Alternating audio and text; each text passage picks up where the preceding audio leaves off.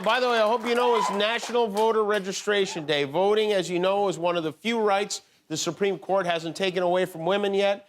And it's fun. I mean, not only do you get to make sure your own voice is heard, my favorite part is you get to cancel out the votes of people you don't like. There are a lot of places you can register to vote and to make sure you're registered to vote. One of them is headcount.org. You can go there right now and sign up. It's important to vote. You know, if you don't vote, we could wind up with a Senator Herschel Walker, okay?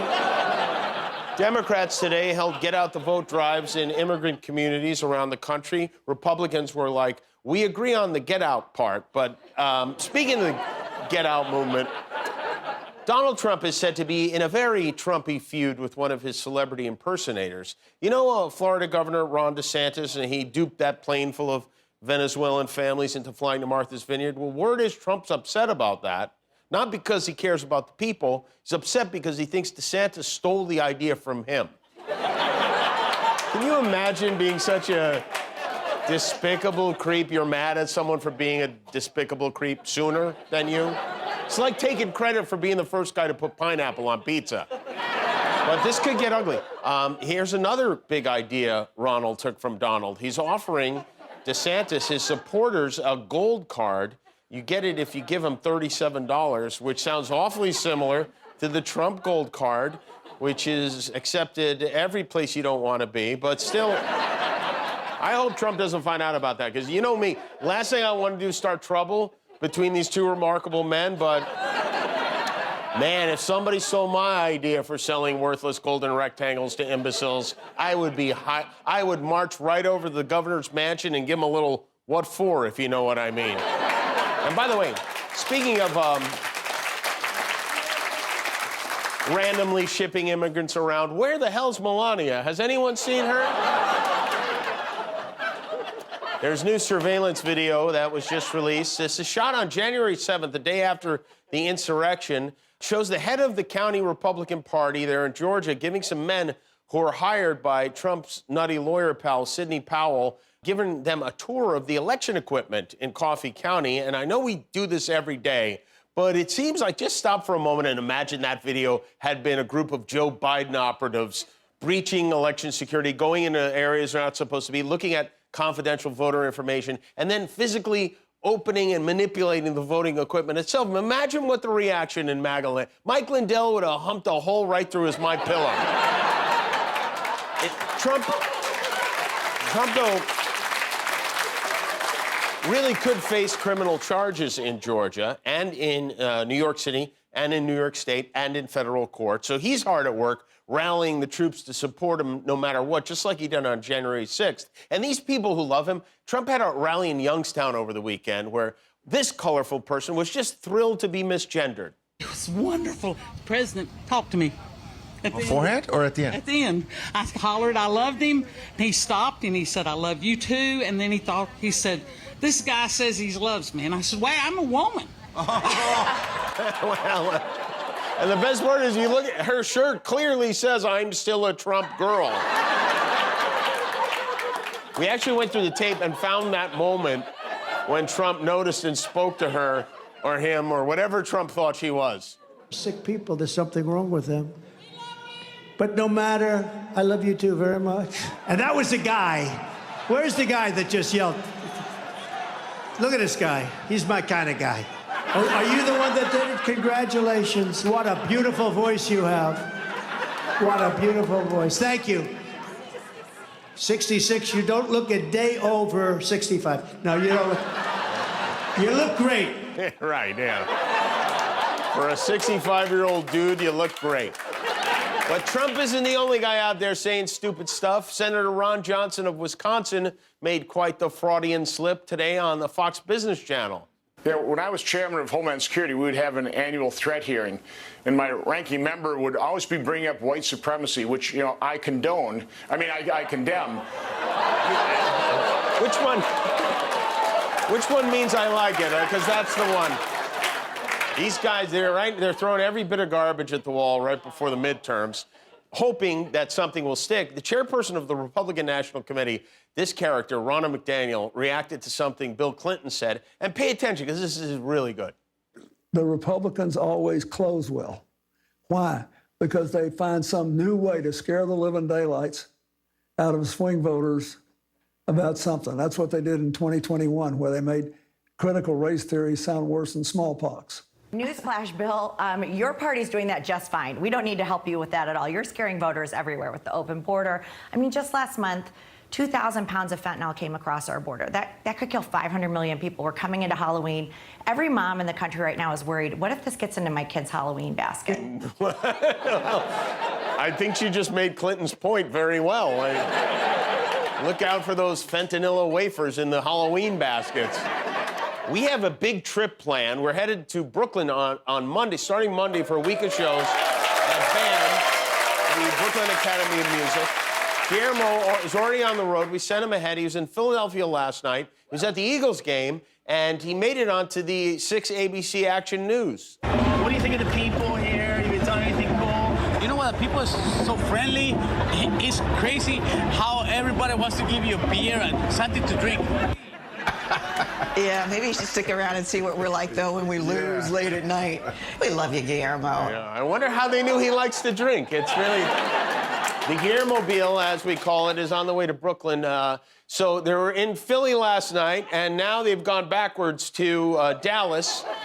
And they're joining us now from the Texas State Fair that starts next week, but already a lot of people there. Hi, Guillermo. I'm doing great, Jimmy! Well, it looks like you're having fun. Why are you in Dallas? You know, New York's the other way, right? Yeah, Jimmy, but I'm here for the food. You're here for the food. Yes, Jimmy, that's right. I heard last night in Philadelphia you ate 4 cheesesteaks. Is that true? That's true, Jimmy. I had 1 for breakfast, 2 for lunch, and 1 for dinner. And tonight you've got like some award-winning food items there, correct? That's correct, Jimmy. Okay. Tell us well, actually, let's have the people who won the awards talk us through each item. Hi there, what's your name? Hi, I'm Josie from Hi, Nevin's Josie. Concessions. Josie, what did you make? I have the fried charcuterie board, which is fresh salami, prosciutto, mozzarella, green apple. We toss it in a wonton, fry it, and we top it with creamy goat cheese and Mike's spicy honey. You put all that in the... Did you think about frying the actual container, too? I considered it. How is that, Guillermo? Fantastic, Jimmy. Fantastic. Well, you got a good review from Guillermo. I'm so glad you love it. What else do we have? What a shocker that he would enjoy it. Oh. What is our second item there, Guillermo? What is this, my friend? Hi, Jimmy. Well, what you have here is a smoked brisket, queso, bacon, fried pickles on a biscuit. Oh, man. What do you call that? The Holy Biscuit. The Holy Biscuit. That's right, Guillermo. Is Holy Biscuit. Is that because you meet Jesus 3 bites into that thing? Yeah, potentially, yeah. That looks really good. How is that, Guillermo? This is real good, Jimmy. Yeah. That's the sandwich that killed Elvis, I think. No, but we make one like that. And what is your name, inventor of the Holy Biscuit? My name's Isaac Russo. Thank you, Isaac. And finally, we've got dessert. Thanks, Jimmy. Because, well, you can't just have entree. You got to have something sweet to top it off. What are your names, gentlemen? I'm Brent Reeves. And I'm Juan Reeves. And you guys teamed up to make what? So we've got the ultimate brookie monster. It's a brownie with chocolate chip cookies, Oreos, marshmallows, and it's deep fried. Then we topped it with cheesecake, powdered sugar, and a little strawberry sauce, and we put a little side of ice cream with it. How much weed do you guys smoke? I mean, we smoke brisket, We just smoke brisket, baby, and turkey legs. I think it would be safer to eat a rattlesnake than that. It's like the ultimate dessert. It's a Super Bowl of desserts. By ultimate, you mean final. Yes, the final. Guillermo, I'll notify your next of kin, all right? All right, man. Well, it looks like you guys are having a lot of fun out there. You're going to Chicago tomorrow, right, Guillermo? That's right. I'll be in Chicago tomorrow, Jimmy. Okay, very good. All right. Well, thanks to everybody there in Dallas. We appreciate you showing up. And thank you for Guillermo. See you in the Windy City tomorrow. Luckily, all the food is healthy in Chicago. So. You know, tonight, some of you may know, tonight was the Bachelorette season finale. It is, it's that special time of the year. Bachelorette season ends, herpes season begins.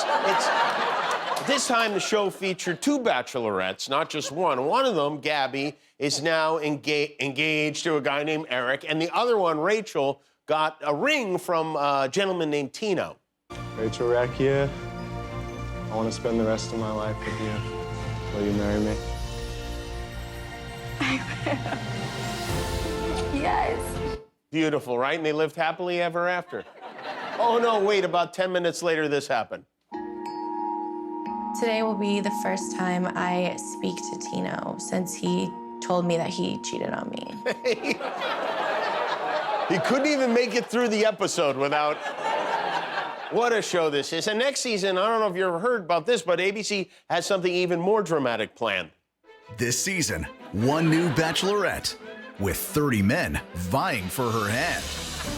Epic drama, epic battles. We're leaving. And the most awkward fantasy suite yet. There has been a situation. You are accusing me of slanders. She was in tears. You gotta pack your bags. The Bachelorette, House of the Dragon. I choose so Kristen Cole. Followed by an all-new Baratheon in Paradise, only on ABC.